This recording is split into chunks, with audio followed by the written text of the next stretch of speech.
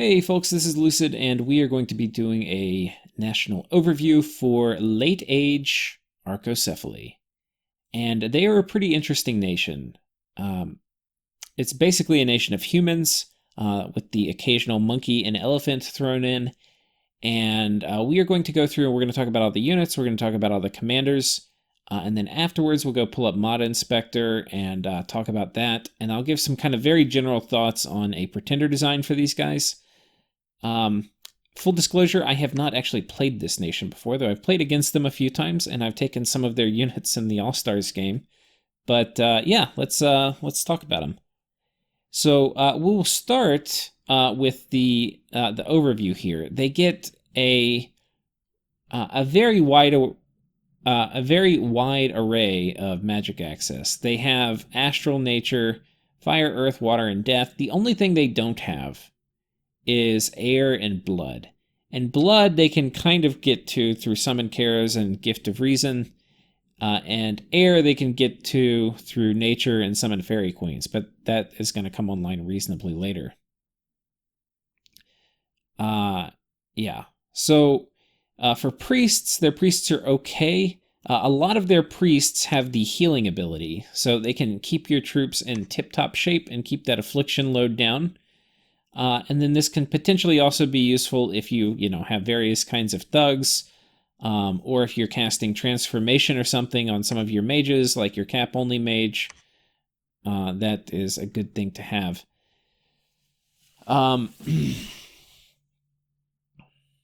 Yeah. So anyway, just generally pretty valuable. The Scry is basically an attribute for this nation, which is going to give you more accurate scouting reports for enemies that are within your dominion. Next up, we have, this is kind of cool. So basically, enemy temples for you are treated like labs. In other words, when you conquer a province, instead of destroying the temple, it'll just become yours. Less relevant for unforted temples, because very likely the enemy just raids you back, and then his temple, which is now yours, gets destroyed when they take it. But for forts, you're basically getting a free 400 gold every time you conquer a fort, which is pretty awesome. And then enemies can't destroy their own temples, which is something I only found out the other day. There's no option to destroy your own temple. So because of that, people, this is it's actually 400 gold you're going to get. People can't destroy their own temple when they're abandoning a fort or something. Next up, we have buildings, standard forts, and then labs cost 250. So when we're getting kind of infrastructure set up in the early part of the game, having cheaper labs is pretty significant. Almost all the things that, not all the things, a lot of the things that Arca is going to get is not cap only. So it is a nation that's going to scale pretty darn well. And part of that scaling means building forts and labs and new lands that you conquer. And yeah, it's going to be pretty cheap. So this is going to be a free, pretty large amount of gold by the time the game ends. Now, on with the troops. We start with the lowly slinger. And there's a few things which are noteworthy about the slinger. One is its price tag. It's only 7 gold. So sometimes you need somebody to, take one for the team, to catch the lance. Occasionally during expansion and stuff, when you're expanding into heavy cav, nobody on your lineup really wants to take a heavy lance charge. Some of these higher resource guys with the really long weapons, these can potentially repel... Where's our 18 protection, dude? Yeah, these guys have 18 protection. They can potentially repel a lance charge. But there are a lot of resources. We're not going to have a ton of them, okay? So, if you don't have somebody... None of your guys really want to take it, except maybe these. And even then, you're going to have attrition. Nothing takes the edge off of a lance charge like a few slingers in the front. So you just put these guys out in front of your army, you have them throw stones at the oncoming cavalry charge, and you tell them everything will be okay. Next up, we have the Peltast. Oh, there's other things for the slinger. don't forget about slingers are generally bad, but don't forget about them. Occasionally, you will be facing a foe that doesn't have a ton of protection. And then these guys are going to do okay versus them. Late Age is the era of crossbows, but if people have crossbows that don't have very good armor, slingers are going to outshoot a crossbow a lot of times. Now, they have shitty morale, so you need to make sure you put them on a pretty good commander so they don't immediately split tail and run. But they're going to be firing twice as often as a crossbow, and if you get flaming arrows on them, it's a major upgrade. It's like 3 times the effective damage, because instead of doing 8 damage, they're now going to be doing 8 damage plus 8 armor-piercing damage. Yeah. So, major upgrade, because really, 8 damage, even low protection units, it's probably only going to hit for 3 or 4, but the other one will probably hit for much closer to like 6. So, it's a big damage upgrade.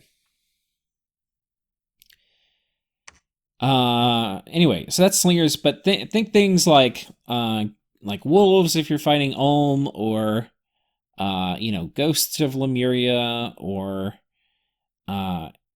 flagellants if you're fighting Marignon. Anything that's like very chaffy in nature. If your opponent's fielding a lot of them, think maybe we should use these slingers. Next up, we have the Peltast, notably not a slave. Apparently, Peltasts have earned their freedom by the Late Age, which is unfortunate because we do like the low upkeep cost, though they have a slightly better morale. Unfortunately, they're not much more survivable. So a large part of routing on the battlefield is not just having bad morale, but it's getting your ass kicked. And these guys still have a degree in getting their own ass kicked. So, they're going to run. So, use with caution. However, during expansion, these guys are very good, because javelins are very nice. Mass javelin's pretty good. They're also a decent option for quickly amassing siege strength for this nation. So, you may not want them to participate in major fights, though certainly their javelins can be nice, and then they can kind of be in a reserve behind your main army, or behind your main line. So they're okay to use for that. But yeah, being able to mass them quickly, I think, is the major selling point. And sometimes, a battle's going to be determined by who brought more troops, especially if it's like a normal human versus human army. Quantity of troops matters a lot. Okay, so can be used for expansion, has javelin, easy to mass. Not a slave anymore. Next up, you'll notice there's a lot of units with these long spears and shields, kind of the phalanx of Arcoscephale, and there's a few varieties. We'll talk about all of them. This one is the high protection variety. It's 31 resources, so it's really expensive. They expand pretty well, but it's really hard to get a lot of them. And then with Formation Fighter, which all these phalanx guys are going to have, you can fit 4 per square. But this isn't really helpful until you can get a pretty good number of them, because you really want them to form a line. Like, if you have 8 of them, does it really matter that they're a formation fighter when they fit in 2 squares and the enemy completely surrounds you? The enemy, until you have enough of them, they're not really going to have more attack density or anything like that than the enemy. Because they're going to get surrounded. And then there are a lot of resources. So these ones, even though they're nice for expansion because they have high protection, really I think they're more for like an option for your first war. And towards the end of expansion, you can start building them because the protection's just so damn high. I mean, the resource cost is so damn high. So even though the protection's nice, yeah. Next up, we have these guys, the Phalangites. And they are much cheaper in terms of resources. It's basically a 50% discount. The cost for that is you have a little bit lower protection. However, your defense also perks up some. If we look at these guys, you're 9 defense, 11 attack. And if we look at these guys, you're 11 attack. So it kind of makes up for it. So definitely would recommend getting these guys over the other guys if you want to do Phalanx expansion. But even these, you won't be able to get probably until you like your third party. If you wanted to do Phalanx expansion, you're really going to need Peltasts if you're doing a scales expansion, to kind of clear up your cap circle so you can get more resources. Once you have resources coming in, you could start massing these and doing them for your first army. Next, these are both 13 gold, by the way. And they have, like 11 HP, which is slightly better than human. Their attack's pretty good. Next up, we have the Hypaspist, and they are 16 gold. And which is significant. It's more. It's 3 more than the other dudes. But they have higher defense and 2 higher map move. And a lot of times this 2 higher map move can be the difference between moving 1 province and moving 2. And the ability to move 2 provinces is a really big deal in Dominions. So depending on kind of what the geography is on your map, like if you're moving plane to plane, I forget what it is. It might be 6 for plane to plane if they're both friendly, but then if you're moving like out of a forest into a plane, and then into another plane, then I'm pretty sure you're going to need more than 12. But my math could be wrong on that. Either way, there's a decent chance that 14 is going to put you over the threshold for 2 province movement. So if you get these guys, you probably want to get mostly only them so that you can take advantage of the strategic map move. But still, even though they're more expensive, they're not much more resources. They're still significantly less resources than these guys, the 18 protection dudes. These guys are 31 resources. These guys are more recruitment points, which you tend to have a lot of at the beginning. And the resources aren't much more than a normal troop. So if you're going to do hoplite expansion, either I think you want to use your heart companions, which we'll talk about them in a second. They're sacred, but you may also want to do the Hypaspists for your starting squads, just because you're going to get, the gold, they may not be the ones you choose in the long run, but this extra defense, and if they have 1 better protection, that can give them just the perk up they need to expand a bit better in the early game when you're not going to have like these big long lines of phalanx units. So anyway, that's the trade-off here is basically you're getting better defense and better map move. Next up, we'll come to the Carulian Warrior in a minute. We'll do the Heart Companion just to finish the phalanx dudes out. These guys are 31 resources, which is the same as the other heavy infantry, but they also have the heavy infantry, the 18 protection. So very similar here in terms of protection and resource cost. For gold, they're only 20, which I think is very reasonable. Sacred, they have the long spear. Importantly, they have formation fighter, and you can't tell from the unit tip here, but most of the other units in the phalanx are formation fighter 2. And basically what that means is that when you have these guys all in the same square, you subtract, or you basically add 2. If everybody in there is a formation fighter, you can add 2 to the amount of size you fit in that square. And because these guys are 4, basically you can fit 5 per square instead of 4 that you would, normally a size 2 unit, you would fit 3 per square. These guys, because they're formation fighters, you fit 4. But these guys are extra good formation fighters, and you fit 5. Which means you get a lot of attack density, despite the fact they only have 1 attack.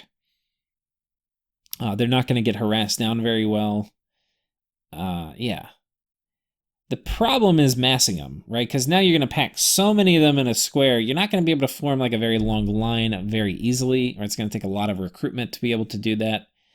So that's a bit of a trick. How do you mass them? How I kind of see these guys is if you... do I have any here? Not really. I just have a shit ton of elephants. How I see these guys...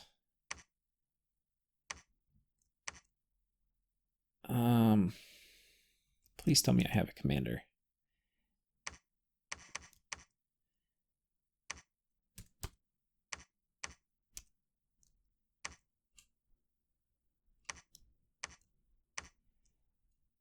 is you have we haven't been through all the troops, but you have a lot of different troop options. These Heart Companions, I see them as mostly being the core of your line. Because they're cap-only sacreds, you're going to have trouble getting enough of them to form a single long line across the whole battlefield. But they pack very densely into the middle, and they're actually reasonably killy, especially if you take a killy bless on them, which I'm inclined to think you would want to. You're going to need other stuff on your flanks, but you could put heavy cav on your flanks. You could put elephants on your flanks. You could just fill up a flank with peltasts, or you could use some of your other hoplite type units that are recruit anywhere, right? And you can put them out on this flank.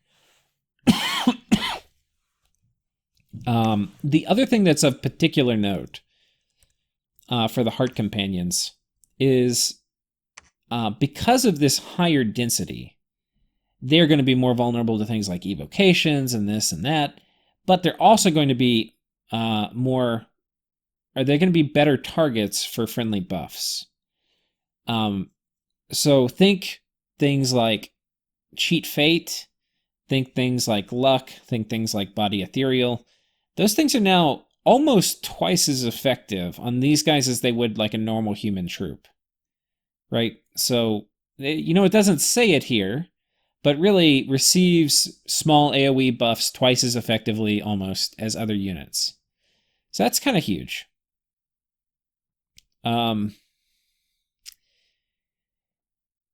Yeah.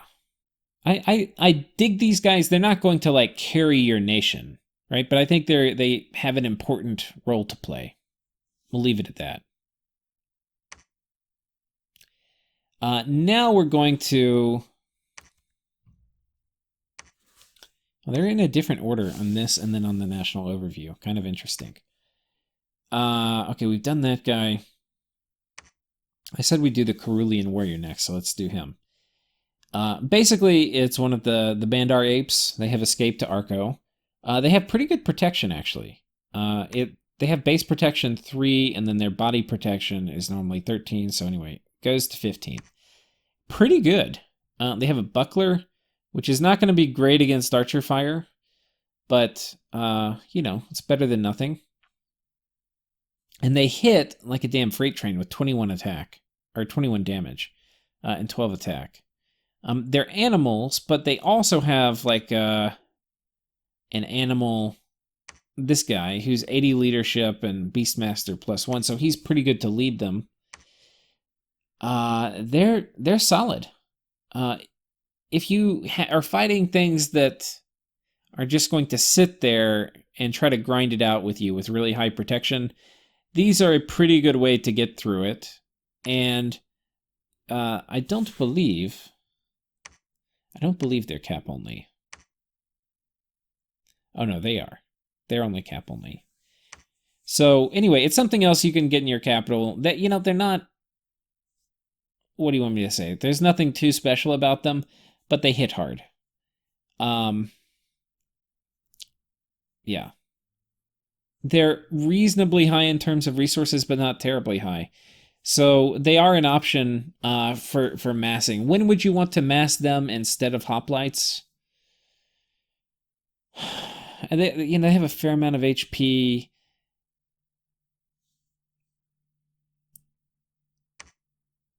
I would say the hoplites are going to be better defensively. So like, let's say you've got a province that's like 40 heavy cav, and you're like, how am I going to take it? Well, first of all, you eat lance charges with some slingers. Check. Second of all, you have them charge into the hoplite lines. Check. Third of all, you're probably going to have some elephants or heavy cav or these guys. Somebody that's going to do damage, hit the heavy cav on a flank, and then they'll crush in from the side.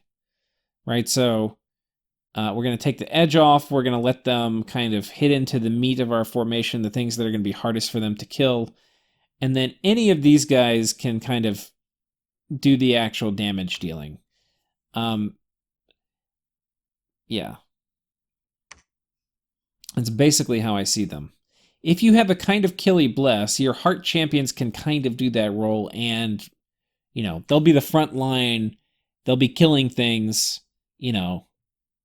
They're not gonna these guys are gonna need some support. They're not gonna kill stuff very quickly with even with the better attack density from Formation Fighter. This isn't a lot of damage per round.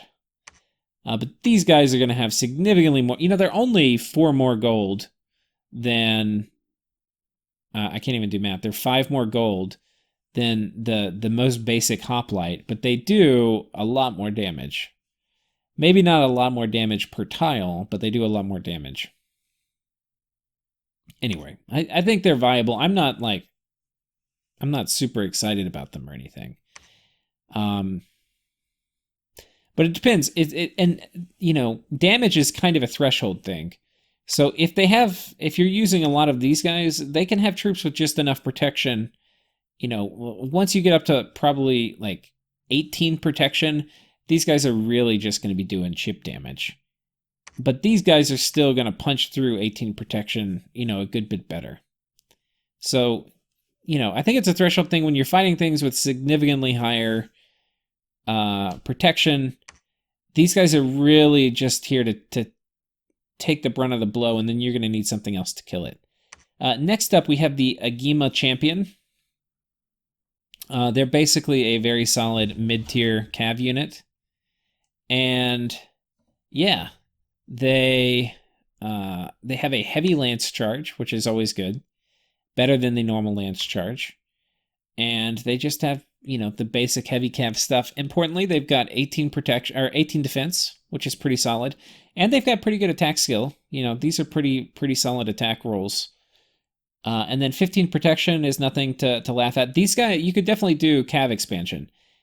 While they're reasonably high resource cost, it's not crazy, it's not like late age Ulm kind of crazy with the Black Templar. So they're relatively easy to mass, medium cavalry, and then at the beginning of the game when you're going to be more resource constrained than gold constrained, the fact that these guys cost 3 times as much as another troop, they're going to kill, one of these guys is going to kill a lot more stuff a lot more quickly, and probably with the 18 protection the 18 defense and 15 protection take a lot less damage than 35 gold would spent on hoplites, right? So anyway, they're pretty solid. And obviously, again, because they're cav, their defense is going to get harassed down much less quickly because they're mounted. That's just one of the Dominion mechanics. And the higher map move can be nice, especially if they're led by a cavalry commander. Depending where you are, you can, have much more efficient expansion, not wasting turns moving. And then finally, we have the War Elephant. The War Elephant is expensive. It costs a lot of resources, but, if we look at the ratio, it's more gold than it is resources. What is important about this guy? Well, it has a lot of protection. That's the main thing. It's one of the better elephants in the game. Because of having that really good protection. Yeah. It doesn't have great head protection, but that actually doesn't really matter because not many things are going to be able to poke it in the head. Because it's size 6. But, yeah, a few of these things can just can expand really well. You need to put them with some other unit. I have a video on how to expand with elephants. But... yeah, these guys are kind of top-notch. Put them with a bunch of peltasts and we can do it here real quick. Let's kill these guys. So let me make a few peltasts, and let's get we have a commander, perfect. Oh, we have everything we need. Watch it not work when I'm recording. So you just do something like this, and then you just have them come down here, and then I have no idea what's in that province, but you wouldn't either if you're expanding into it. Attack closest, and that's it. The line, if you have them in a box, sometimes the elephants can get stuck behind the peltasts. This just ensures that basically the elephants are going to get out in front. And that's the peltast job is just to follow behind.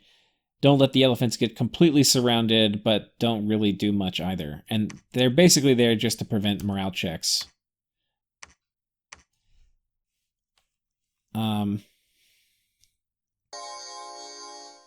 It's like 40 guys, right? And we're trying to take them on with 10.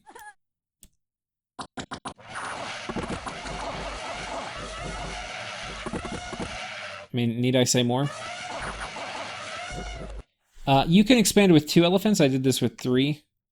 You're going to have the occasional peltist die. And if you have more resources, you can get some other troop that's not going to immediately die upon contact with the enemy. Like any of your hoplites. But it's all going to be part of kind of the resource balancing equation. How many you've got. But when you start off, when you're first expanding, you can't get that many elephants. You'll probably only be able to get 1 out of your cap at the beginning until you get some of your cap circle cleared. So again, peltests or something else to clear that cap circle. So we've been through all the basic units now. Oh, well, let's talk a little bit more about the elephant. Are these useful versus players? Well, sort of. Once magic starts coming online, they're much less useful because anything like charm animal, these guys get completely wrecked by that. But there's a lot of other things like paralyze or soul slay, which are going to target the high HP of the elephants and just rip them apart. But that's not going to be out immediately. And depending on which nation you're fighting and stuff, you can have a fair amount of time where elephants are going to be pretty useful. Where they work best is on a flank. Now, these are pretty heavily protected, so a lot of times with elephants, you want to keep them heavily on a flank. So, like, here we just expand by having them run into the enemy because they're going to kill everything. And we don't need as many of them as we would normally need of other elephants because these guys are so heavily protected. But a lot of times the strategy is not, hey, let's march the elephants head on. A lot of times what you want to do is you want to have the enemy break up against you. And then you want the elephants to like come in. So let's say you have do I not have anybody who's a leader here that's worth anything? Okay.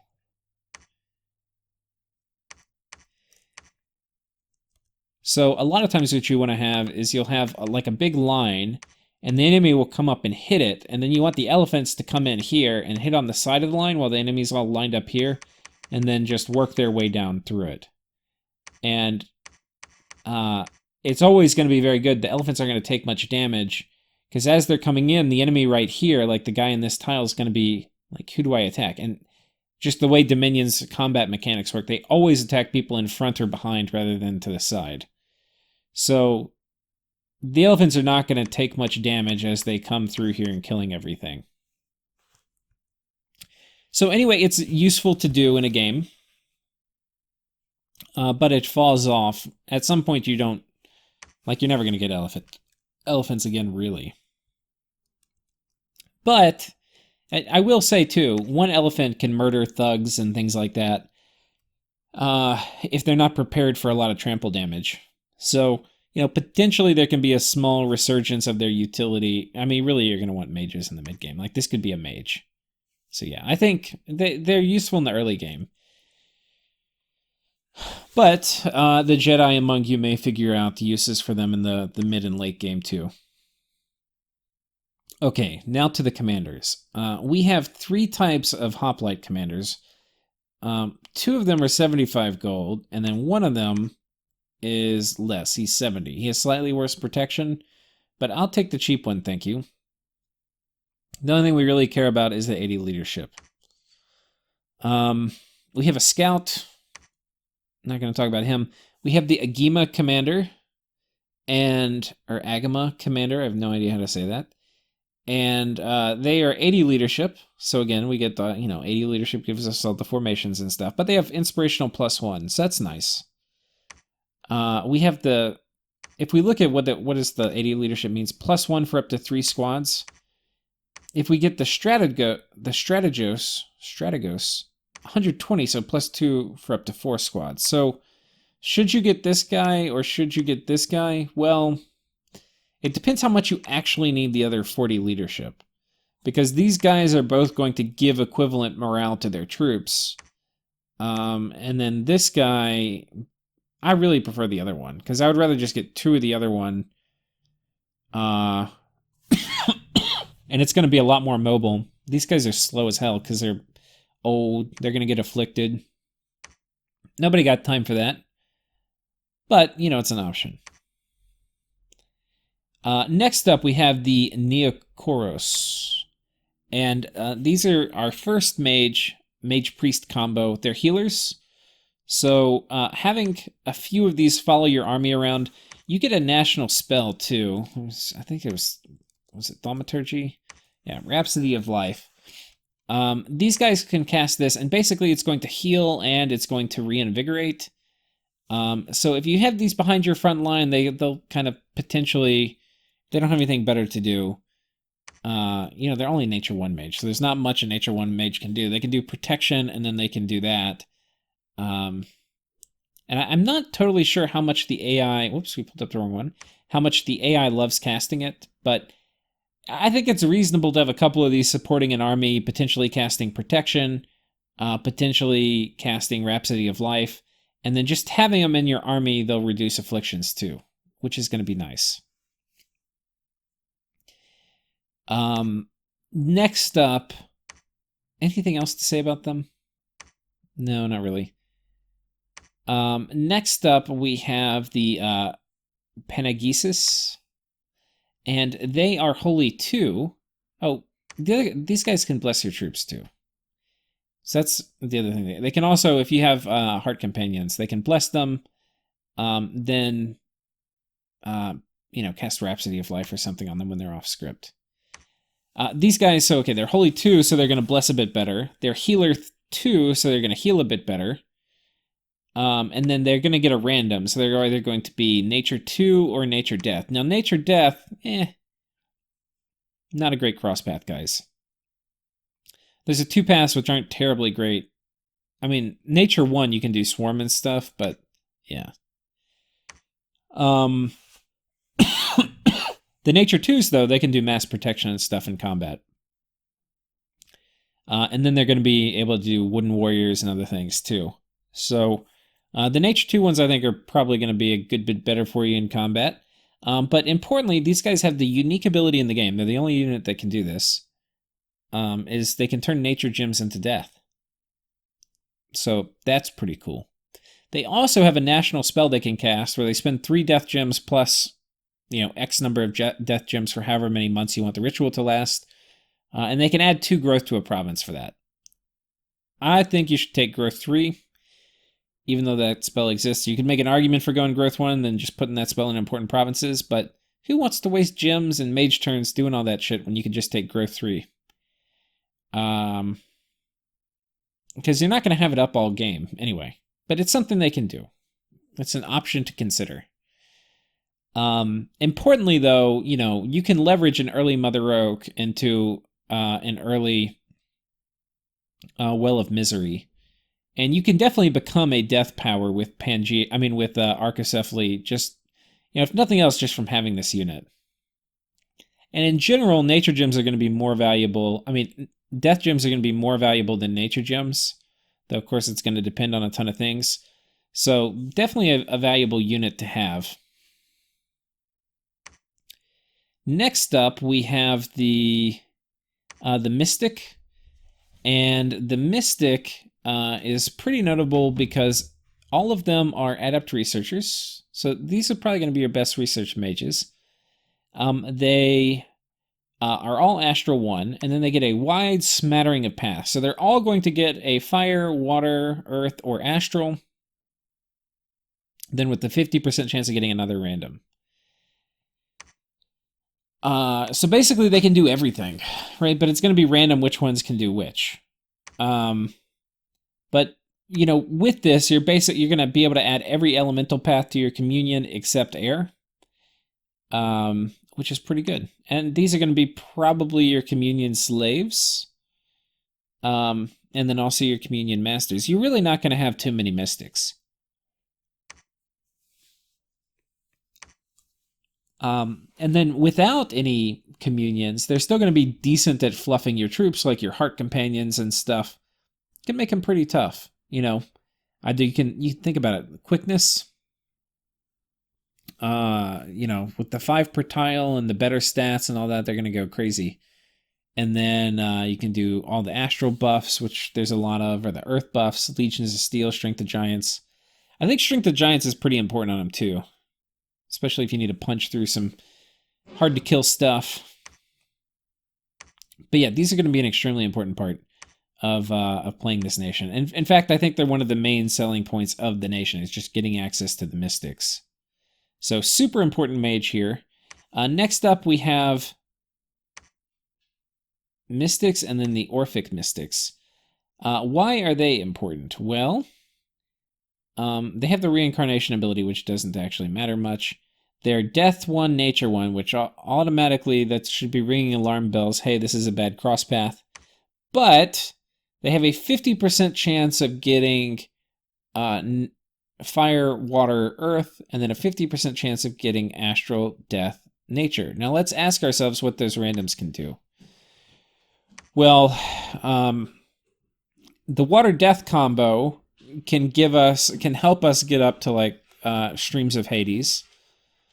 And then potentially with the right boosters, we might be able to get our way all the way up to Stygian Reigns or something like that. But that's not going to be a great spell for this nation to start with. It is... Oh, no, okay. Okay, well, what are all the things that Death is useful with? Potentially Light, Bane, Fire, not really.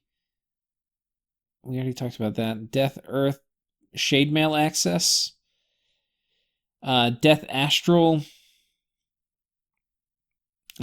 basically, so when you get the Astral, this is going to be important because this is going to be your easiest way to add Death into your communions. It's also, these Astral ones are probably the most important random you get out of this, because it's going to basically allow you to add Death and Nature to your Mystic communions, which is pretty important. It means you can throw up things like Relief, means you can throw up things like Mass Regen, you can already do Mass Protection.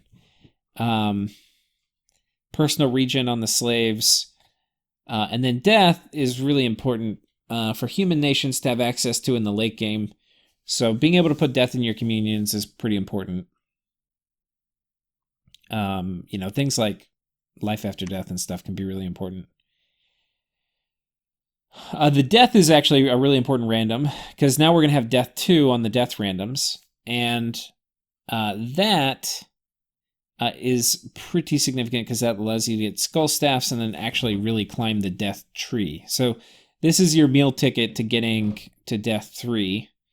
And that's not really permission to fully climb the Death ladder, but it gets you kind of up a rung or two.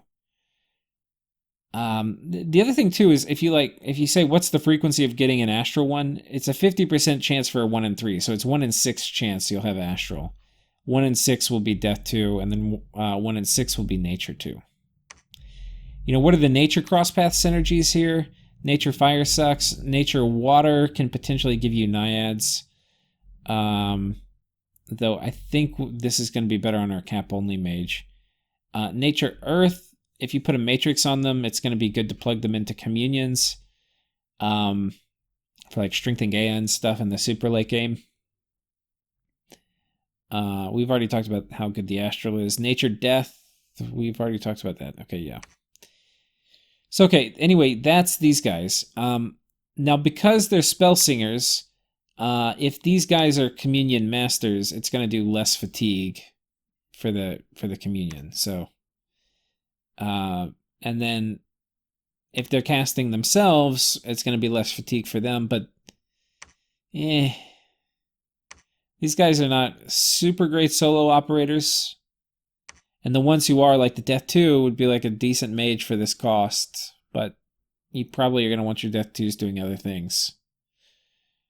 So yeah, I think the ones you want in combat mostly are going to be the Nature one. I mean, yeah, maybe like the Nature, maybe the Death, and then maybe the Astral. But these ones up here... Yeah.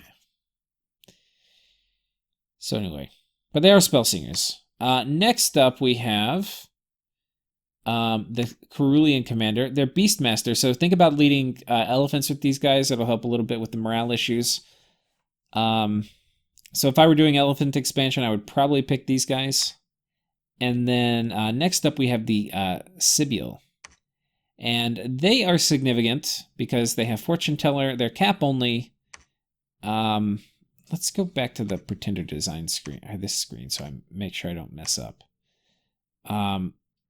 Yeah, these two are your only cavalry majors, the Cerulean Commander and then the Sybil. So let's look at the Sybil. Astral 2, so that's our highest built-in guaranteed Astral so far. They have a random for Water, Astral, Death, and Nature. Now, that means they have a 1 in 4 chance of being Astral 3, and these are primarily, one of the Astral randoms are going to be very important.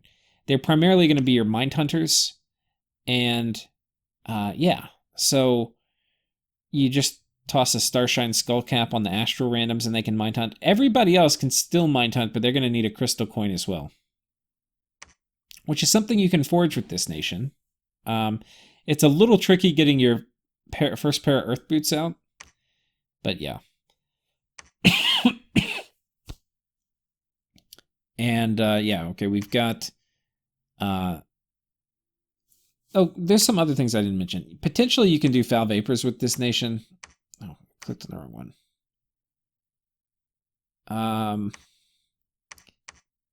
Why do I keep clicking on that one? Oh yeah, these guys, the water randoms can potentially do Foul Vapors. So that is of note. That's definitely a useful path. But these guys can also do it too. If they get the water random. Moonvine bracelets and the death randoms here are going to be able to add death into your communion. So depending on kind of what you roll for these guys, you may or may not need few of the how do you say it? Orphic Mystics. But yeah, pretty sick. And the Fortune Teller, you know, when these guys aren't doing anything, it's probably worth spreading them out to your high income provinces so you get fewer unrest events or, you know, other bad events which are going to mess with them. Yeah. Okay, so we've been through all the mages. Let's kind of, you know, talk about the overview for the nation real quick. We'll pull up the national summons. Or maybe we do that quick. We'll pull up the national summons and we'll do the overview. All right, we've got the mod inspector pulled up here.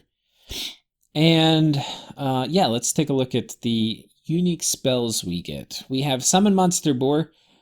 I previously thought this was hot garbage, but the Monster Boar can generate a fair amount of unrest. But you have to think about it's easy to get out if they just can send troops to patrol.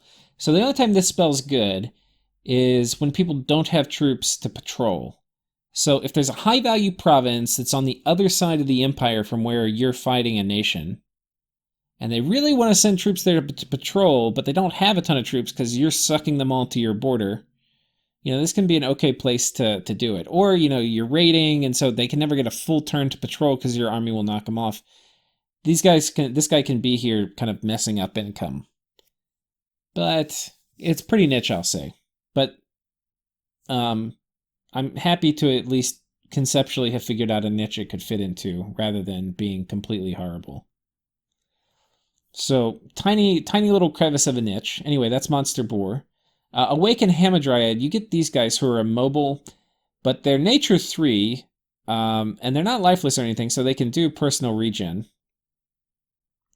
And they're innate spellcaster, and they have 2 miscellaneous slots. Some things come to mind with this unit.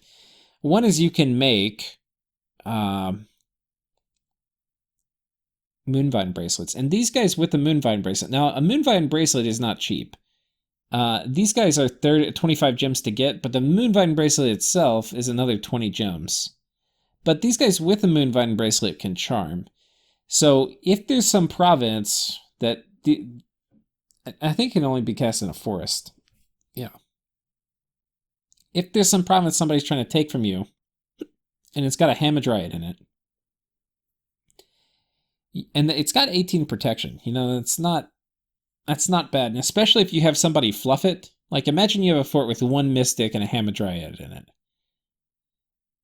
You cast Body Ethereal on the Hamadryad, and then maybe you do Iron Warriors because it's one of the Earth randoms, and then that guy pieces out. You've got to kill this thing now that's got 20 protection. It's ethereal. It's got elemental fortitude, which are going to get rid of the fire resistance, personal regen, and maybe it's got a ring of regen. And then it's going to sit there, a ring of regen, and then a Moonvine bracelet. You can't kill it. It's going to sit there and spam charm at you if you have charm researched. But I mean, you can forget the Moonvine bracelet thing and just have it mostly unkillable. Because yeah, this guy will be really. This is a lot of HP to have personal regen and then potentially also regen on.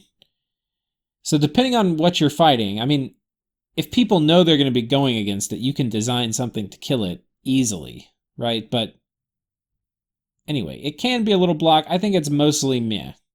My rating for it is meh, but it could be good.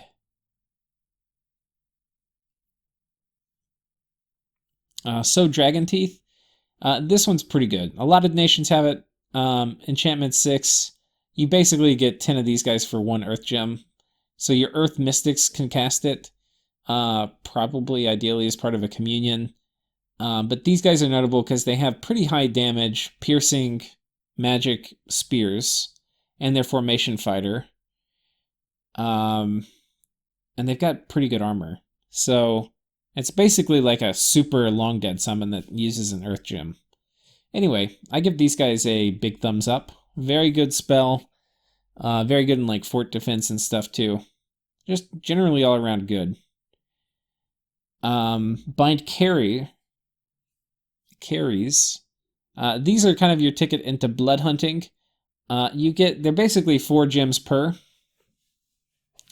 And you have the paths to summon it. Your death random, I forget what they're called. They can summon these guys.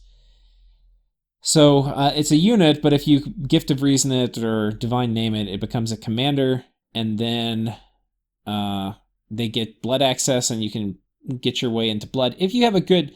So if you look at like how much does it cost to get one of the commanders, a very small amount of death gems, only like 4. Very large amount of nature gems, like 25 or something. I forget the exact cost of Gift of Reason, but it's a lot. So, is it worth doing that? Well, maybe, yeah. Can be. If you're trying to break into blood quickly and you have a lot of nature, it's a decent ticket. Are these guys worth it without that? Well, they're stealthy, they have fear, they have 2 magic attacks. No, probably not. Probably not. Next up, Curse Tablet. I think this is a remote curse spell. I've never actually seen it used, and I don't know if I care enough to test it, but this would be probably, if indeed it is a remote curse, which is what it suggests it is, good to do on Pretender Gods and stuff, and it comes online pretty early. Next up, we have the Hound of Twilight. 4 Earth Gems for this big beefy boy. He's got 3 attacks. This one, both of which are magic, and both of which have Stop Dead, which basically has a paralyze attack. And then this one, the Serpent's Tail, which has a strong poison. So if you're dealing with thugs, having this guy in conjunction with like 1 mage behind PD could be a very effective raiding deterrent, depending on exactly what you're worried about. But there's undead thugs, especially like Wraithlords raiding you or something like that, these guys will tear a Wraithlord up. They have invulnerability, you don't care. They're going to paralyze the shit out of them and then eat them up, and they can take a hit or 2.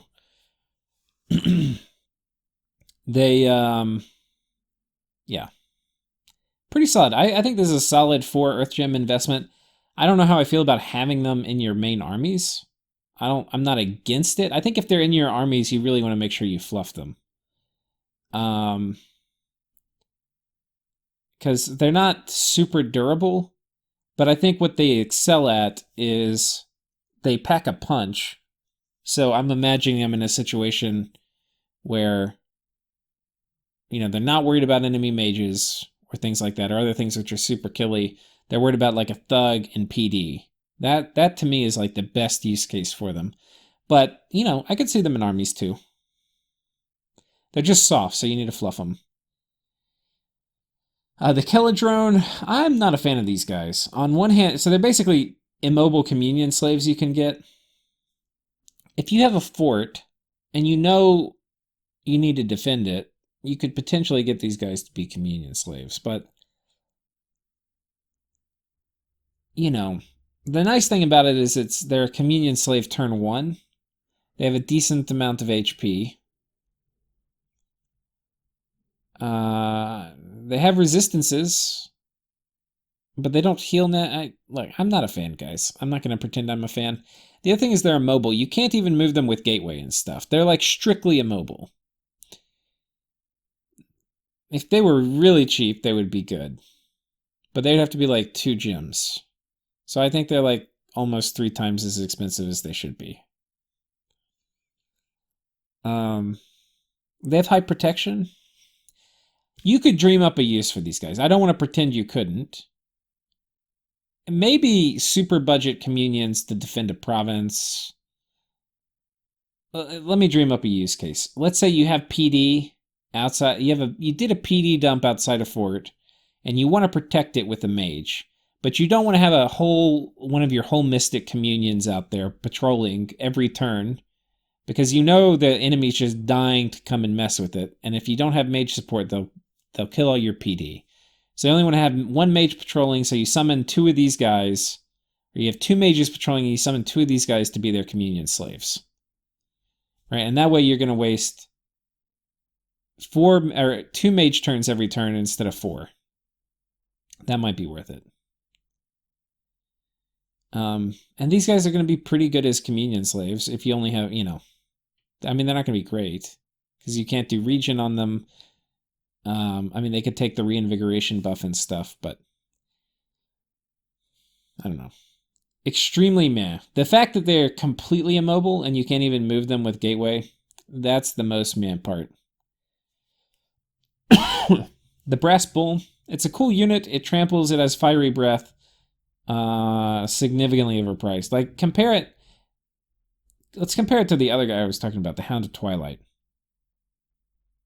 Similar amounts of HP, similar size. This guy's, okay, really good protection, so that's... But you can fluff this guy's protection up to 20.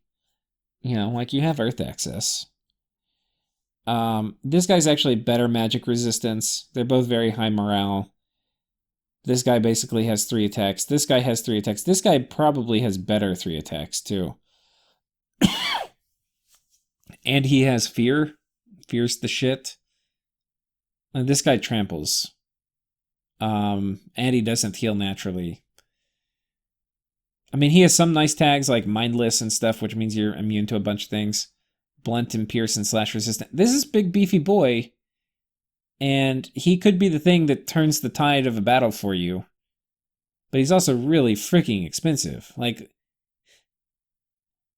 would I rather have this? Let's assume fire and earth gems are the same value. Would I rather have one of these guys for 30 gems? Or would I rather have, what is it, like 6 of these guys? I almost always would rather have 6 of these guys.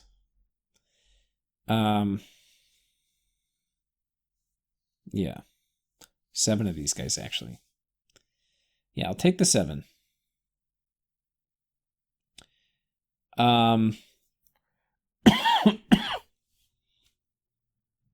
So anyway, that's the Brass Bull. If you've got a lot of fire gems and they're just sitting there burning a hole in your bank account, you can spend them on these guys. Not easy, though, I will say, for you to get the paths to do it. You do have this cross path, but you don't have this cross path that high. So, this is the spell I was talking about for the Panagesis. And basically, it's, blood fecundity, but it costs death gems instead of blood. Rhapsody of the Dead, this is kind of good versus undead stuff, like Lemuria stuff, because you're in the late age, so you have to worry about that. But basically, it's going to do area of effect 4 damage of 4, and it's armor negating, but MR negates, with the fear component built in. So pretty good against Lemuria. Rhapsody of Life we already talked about. This is the heal with fatigue regeneration. And then finally we have the Procession of the Underworld, which these guys are basically 1 death gem per dude. They're a unit, again, that can be turned into a commander. The commander's pretty good, but again, just because Gift of Reason and all that stuff is so expensive, maybe not worth. Banefire Torch, though, pretty good. Think of this like a Frost Brand, but instead of a brand, you're going to get hit by Banefire. Or like the Frost effect, you get hit by Banefire. So pretty damn good. And they have Invulnerability 15, which means they'll be kind of... They're really flimsy. They're still going to die if they get hit by much. So I think the options for using these guys are as anti-thug, because like if you're a thug, you do not want to march into 10 of these guys. And a thug with 10 gems of gear, how is he going to do against 10 lampads, which is basically 10 gems of stuff? Most 10 gem gear thugs are going to get their ass kicked by 10 lampads. So economical thug counters, check. With a little bit of fluffing, they can be quite economical. Do you want to put them in a major battle, though? You know, you can. They're just so soft. They'll kind of evaporate, right? So I think this is another one of the things, like, you can put them in a battle because they're killy. With enough buffs, they might actually be pretty survivable. But they're probably just going to die. You know, they're too squishy to really be a big, beefy battle unit. And you need them there on the front line. But very effective. Any place where you think you need them to, like, kill a thug or something like that, you know, they can't... This is hard to dodge. It's armor piercing, 8 armor piercing, untyped damage. You know? AoE 1. Pretty good. So that's basically it. I will do final thoughts now on the nation. I'll do a little bit of discussion of pretenders too. I think this is a nation you want to play scales. You have a ton of options for expansion, guys. You have a lot of good troops. There's a question, what works the best? My inclination for what works best for expansion is peltasts, and then peltasts and elephants.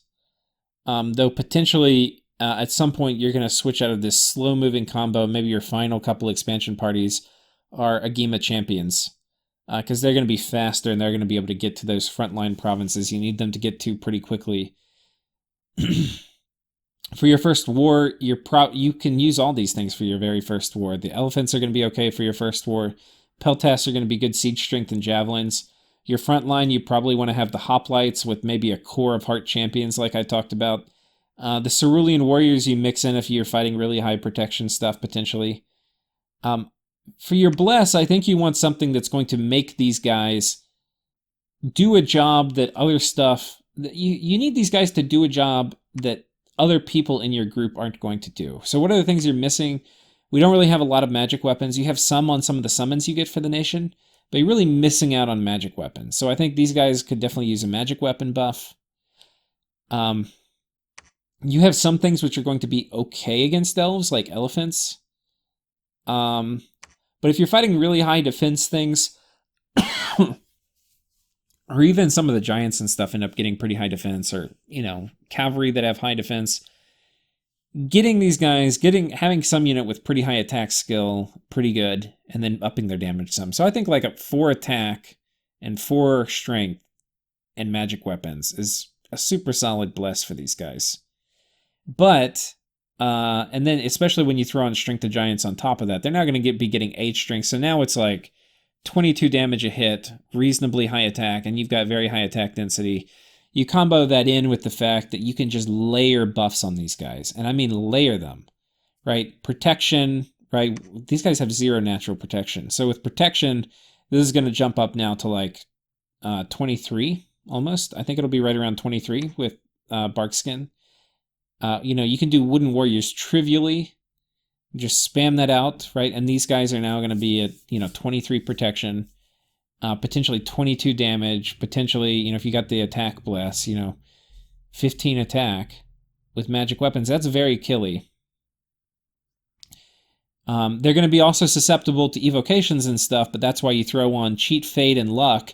And those are both things which are cheat, fade especially is going to get better with that higher protection, because you're not going to be hit as much. You have access to all these magic pass, so you can throw on all these different buffs if you want to. You can throw on quickness or quickening, right? Though you have to be a little careful because you want these guys in a line. You don't want some of them running out too far in front of the others. What else can you throw on? You know, I mean, later you get all the battlefield-wide buffs. You know, there's just a lot of stuff. You know, you can put wave warriors on them.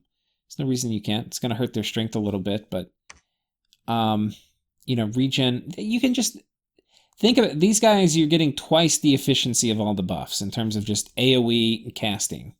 Once you get up to battlefield-wide stuff, that part doesn't matter as much, but, you know, potentially you could think about resistances for these guys too, but I think you don't want it to go too crazy on your bless. Because these guys aren't phenomenal. You don't have sacred thugs or anything which are coming online. The mages, which you're going to be getting the most of, aren't sacred, right? So you don't want to be like, oh my god, Lucid has sold me on the heart champions. No, no, no, no. You want these guys to do a role which is missing in your army. And so you get a bless that accomplishes that, and then you kind of move on. You don't make these guys be the be-all, end-all. Right? If you need fire resistance, I think you're going to rely on getting the appropriate research and casting Fire Fend. or Fire Ward or something, you know? But like you're fighting fire elementals, okay, well you do Fire Ward. And you have magic weapons on your heart champions. And so these guys with 5 fire resistance and really high protection, you know, you can do Legions of Steel on them.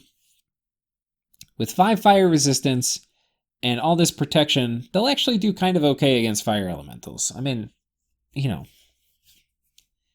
it's not going to be great. They'll ignore most of the, because they have a long-range weapon, they'll ignore most of the fire shield. They'll still get, you know, it's like a 20 damage attack that the fire elementals are going to hit them with their melee attack. And they're really densely packed, which is going to suck. But that'll be cut to 15, and then it'll be 15 against, you know, if you have Legions of Steel on them, 21 divided by 2, so it'll be like 15 versus 11. So they'll be taking like 4 damage a hit, but they'll kill them in 1 round or 2 rounds. So I don't know. They can deal with it. It's not going to be pretty. But with luck, you know, because they're doing magic, we're doing magic. With luck, you're gonna have a lot fewer casualties versus stuff like fire elementals. But I think you primarily want scales. You obviously need a lot of resources, so you want resources, or you want productivity. Let's go to the pretender design screen real quick.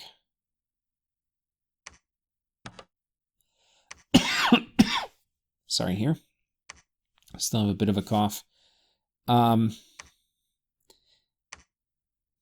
We'll just go ahead and make one.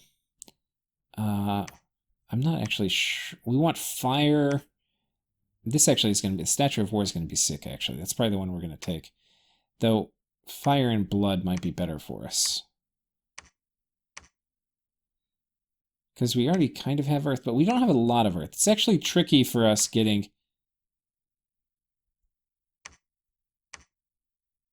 it's going to be just full in on strength. If you only want to stack strength, you get these guys. But I think we'll do this. And then just go 4, 6.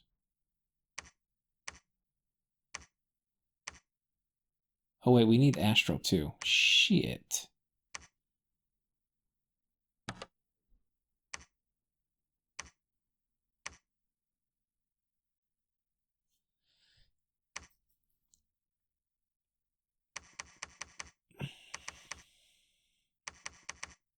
I'm not sure if this is the best chassis anymore because we added Astral in. You're not going to get a huge amount. I mean, Astral 4... Yeah. Not going to give you a huge amount of... Because you already have Astral 3s, and really, for an immobile that doesn't have access to a head slot, you really need Astral 5 to climb that, to help you climb up to higher level Astral. But you could also really benefit from a Titan with this nation, because that you don't really have like a really beefy dude. Maybe we can find a Titan here, because I actually do feel like I don't know if we want to go dormant though.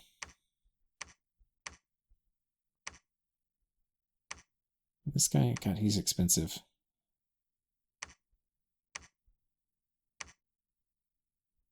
Air.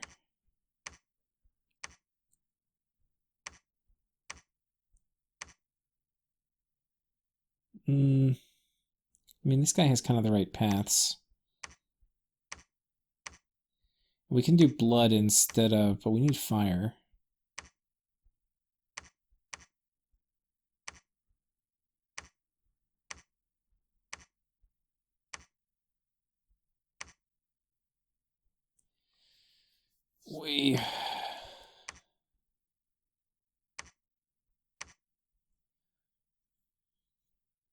Yeah, I'm not sure. I'll leave you to optimize it, but a Titan...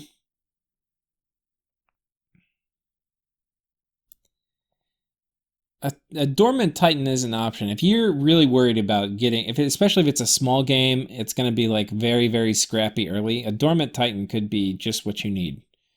And it would be worth sacrificing some of your scales in order to get it.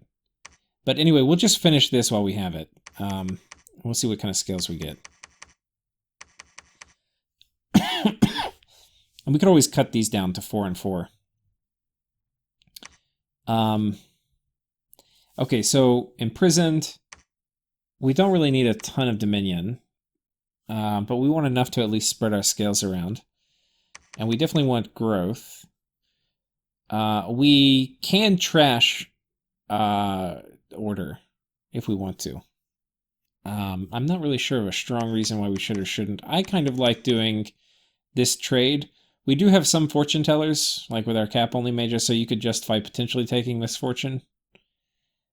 And then this is a nation which is going to need a lot of research, but we do have access to a lot of research boosters. We have the death research booster, which basically means we can take all our nature and death gems and turn them into skull mentors if we need to.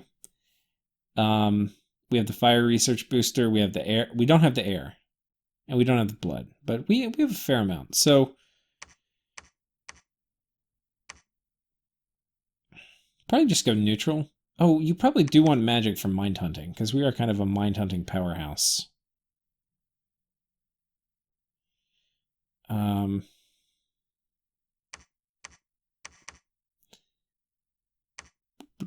Okay.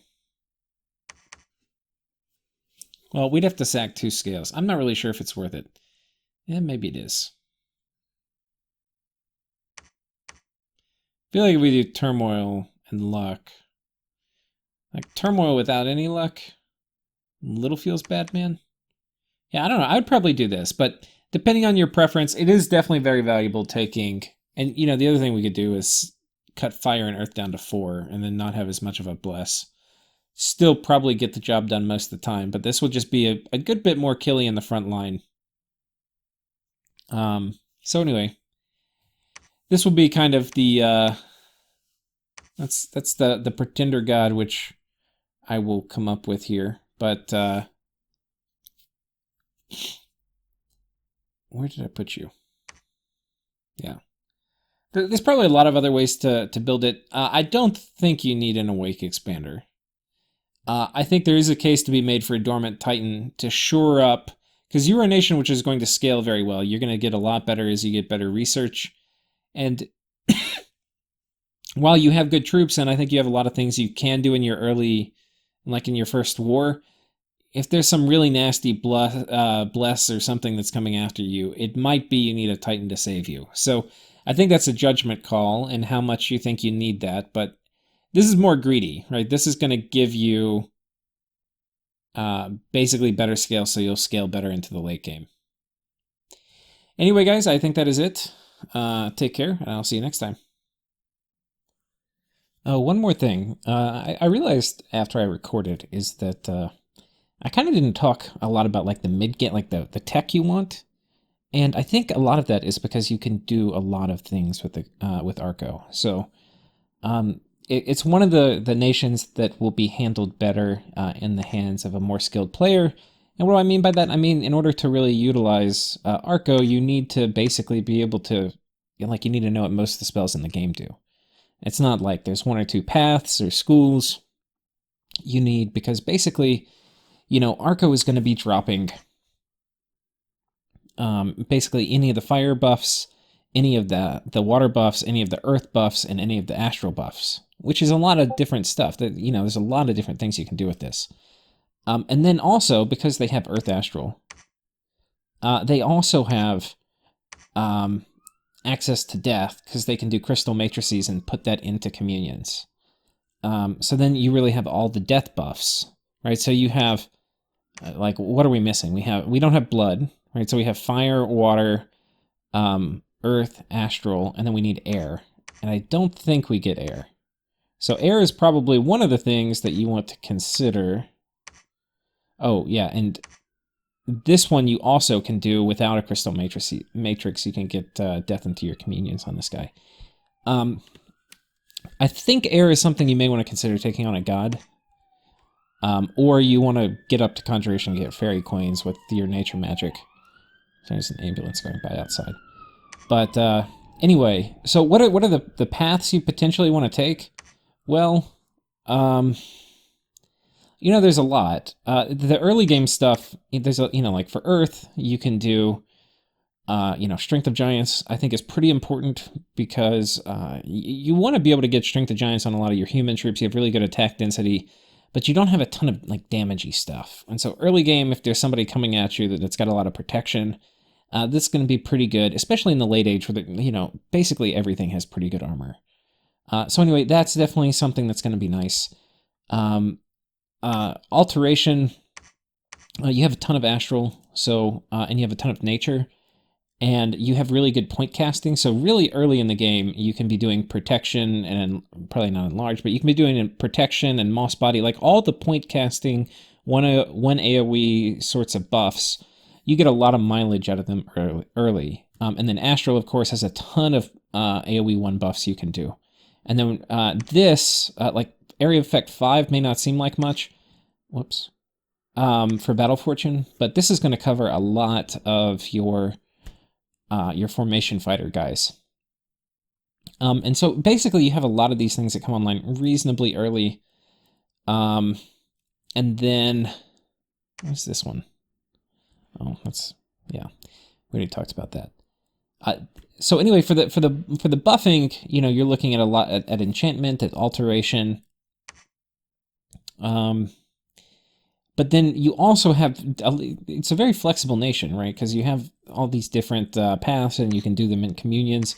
So you can also, depending on what you're fighting, if you're dealing with thugs or super combatants, you can run down thaumaturgy for things like, mind burn and soul slay. You can run down or you can run down evocation and get a lot of the evocation stuff for like fire.